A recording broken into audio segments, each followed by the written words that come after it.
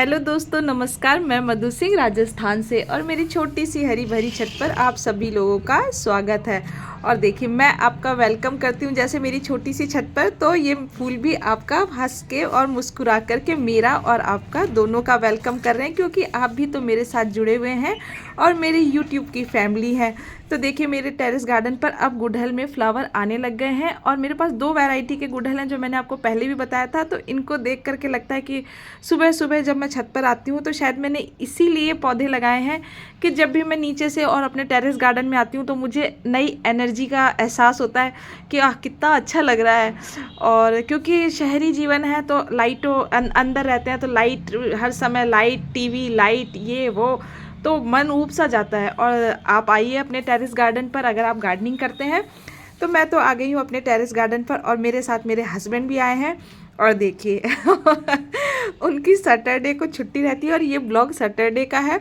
तो वो जब भी छत पर आते हैं तो मुझे तो इतनी सारी बातें सुनने को मिलती हैं कहते हैं कि तुम टेरेस गार्डनिंग करती हो, तुमने कितनी गंदगी कर रखी है, ये है वो है, और फिर लग जाते हैं अपने काम पर। तो खैर कोई बात नहीं है, गाय अगर दूध देती है तो उसकी लात भी सहनी पड़ती है। तो सेम वही वाली बात है कि चलिए कोई बात नहीं, थोड़ा सा गुस्सा होते हैं लेकिन बिल्कुल छत की साफ सफाई एकदम कंटिन्यू अपना करते रहते हैं। मैं अपना पेड़ पौधों को देखती रहती हूँ। फिर मैं कहती हूँ, मैंने कहा देखिए, एक साथ हम 2 जने काम नहीं कर सकते हैं, मैं वीडियो शूट करती हूँ, आप अपना साफ़ सफाई में लगिए और तो क्या किया जाता है, क्योंकि गार्डनिंग के मामले में वो थोड़ा, उनका हाथ जरा कमज़ोर है। वो जब बोलते हैं कि अरे कौन सा पेड़ पौधा उखाड़ना है, कौन सा लगाना है, यही सब चलता रहता है। तो चलिए छोड़िए अब ये सब बातें और कर लेते हैं आगे की बात। तो देखिए, जो मैंने पौधे लगाए थे, मतलब बीज लगाए थे, वो अभी जर्मिनेट नहीं हुए हैं। इनको लगाए हुए करीबन 4 से 5 दिन हो गए हैं। मैंने वीडियो आपके साथ शेयर किया था जिसमें मैंने ये बीज लगाए थे। तो अभी तो मौसम में वापस ठंडक सी हो गई है और बरसात होने के कारण शायद इसी कारण बीज जर्मिनेशन में थोड़ी सी दिक्कत आ रही है, क्योंकि जैसा मैंने तो बिल्कुल सही सब कुछ मिला जुला करके लगाया था। तो अभी हम और इंतज़ार कर लेते हैं 3 से 4 दिन का, उसके बाद हो सकता है कि बीज जर्मिनेट हो जाएं, क्योंकि इसको एक अच्छा टेम्परेचर चाहिए होता है बीज जर्मिनेशन के लिए। तो मौसम में ठंडक हो गई है तो पौधों अंदर बीज को गर्माहट उतनी शायद मिल नहीं रही है, जिसके कारण ये अभी जर्मिनेट नहीं हो रहे हैं, मतलब मिट्टी से बाहर नहीं आए हैं। तो लेकिन लगाया है तो कुछ पूरे नहीं निकलेंगे, 100% नहीं निकलेंगे, लेकिन कुछ तो निकल ही जाएंगे। तो अभी हमको और इंतज़ार करना है और जब ये जर्मिनेट होंगे उसके बाद मैं आपको वीडियो इसका शेयर करूँगी। और चलिए आगे चलते हैं। तो मैंने जो नए पौधे टमाटर के लगाए थे वो करीबन, अब मुझे ऐसा लगता है कि शायद 1.5 महीने के हो चुके होंगे, मैं तारीख भूल सी गई हूँ। लेकिन अब इनमें भी टमाटर बनने लगे हैं और ये इतनी अच्छी कंडीशन में है कि मैंने जो पौधे लगाए थे उसके मुकाबले मुझे ऐसा लगता है कि अभी वाली फसल ज़्यादा अच्छी है, अभी वाले पौधों की कंडीशन ज़्यादा अच्छी है। और इनकी हाइट आप देखिए कि इनको बांधने के लिए मैंने बांस का सपोर्ट लगाया है, फिर भी इनकी हाइट इतनी ऊपर चल गई है कि अब मुझे शायद लगता है कि इस मचान से इनको बांध के रखना पड़ेगा, क्योंकि मौसम में, अब मैं राजस्थान में रहती हूँ तो यहाँ मौसम तुरंत में बदल जाता है। अभी 2-3 दिन पहले तो इतनी हवा चल रही थी, बहुत ज़्यादा पतझड़ का मौसम शुरुआत हो चुकी है, तो इतनी ज़्यादा हवा चलती है कि पौधे गिर से जाते हैं और इनमें टमाटर में वजन इतना जाता है और बेचारे ये मुड़ जाते हैं, तो फिर वो ये वहीं से सूखने लग जाते हैं। तो मैं अब क्या करूँगी कि मैं इनमें एक मचान पर सपोर्ट डाल करके और इनको बांधूंगी, क्योंकि इतने ज़्यादा टमाटर के फ्लावरिंग आ रही है। और जो भी मैंने देखा है, आप देखिए, आपको दिख रहे होंगे अगर, तो सारे जो टमाटर के फूल हैं वो बिल्कुल सही कंडीशन में, और आप जैसे देखेंगे, आप खुद देखिए कि इसमें कितने ज़्यादा, और एक एक गुच्छे में 10-10 फूल आए हुए हैं। अगर सोचिए कि इतने टमाटर आएंगे तो पौधा इतना वजन झेल ही नहीं पाएगा। तो और इनकी कंडीशन अभी तक बहुत अच्छी है, जैसा मैंने सोचा था। मैंने इनके ऊपर 2 बार नीम का छिड़काव भी किया है और साथ ही में मैंने इसमें, तो इनकी अच्छी कंडीशन का मुझे ऐसा लगता है कि शायद मैंने इनमें जो सरसों की खल है वो मैंने इसमें 2 बार डाली है। तो अगर आप भी अगर टेरेस गार्डनिंग करते हैं तो अभी मौसम में ठंडक है तो आप अभी सरसों की खली डाल सकते हैं। गर्मी के मौसम में हम सरसों की खली का इस्तेमाल नहीं करते, मैं नहीं करती हूँ, अदर लोग करते हो तो इसका मुझे पता नहीं है, कोई आइडिया नहीं है। लेकिन मैं गर्मी के मौसम में दूसरा फर्टिलाइज़र बना करके डालती हूँ जो पौधे को ठंडक दे, क्योंकि मौसम में इतनी ज़्यादा गर्माहट रहती है।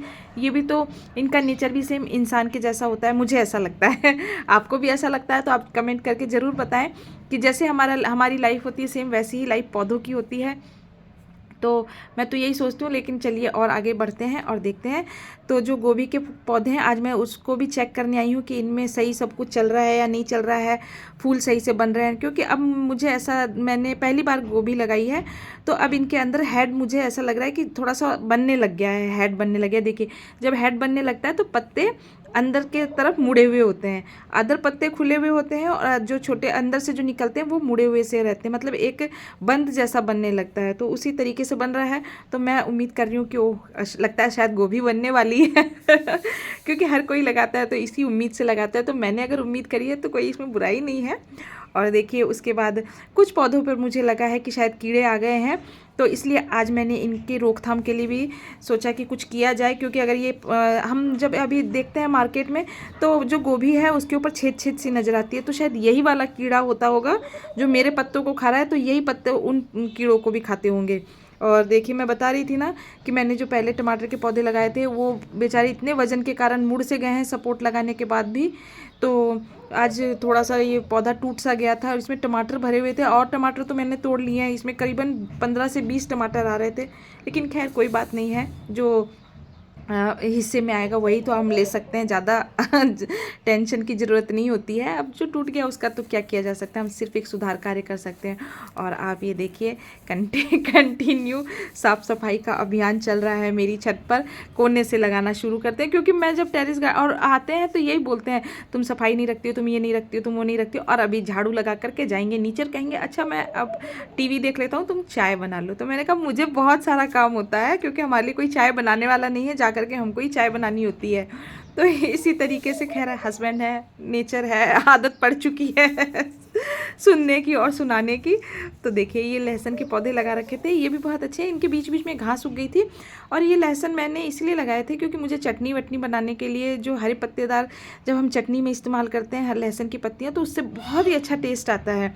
अगर आपने कभी नहीं डाली हो तो आप एक बार लहसुन की पत्ती धनिए की चटनी में डाल करके बनाएं तो बहुत ही अच्छा होता है, टेस्ट बहुत अच्छा उभर करके आता है। तो इसलिए मैं हमेशा हर मतलब हर सर्दी में मैं कुछ लगाऊं या ना लगाऊं, लहसुन ज़रूर लगाती हूँ। कुछ दाने मैंने सरसों के डाल दिए थे, सरसों के दाने डाले थे मैंने साग के लिए, यानी कि मुझे भाजी का शौक़ है, तो मैंने इसके पत्ते डाले थे कि भाई सरसों के पत्ते की मैं भाजी बना लूँगी।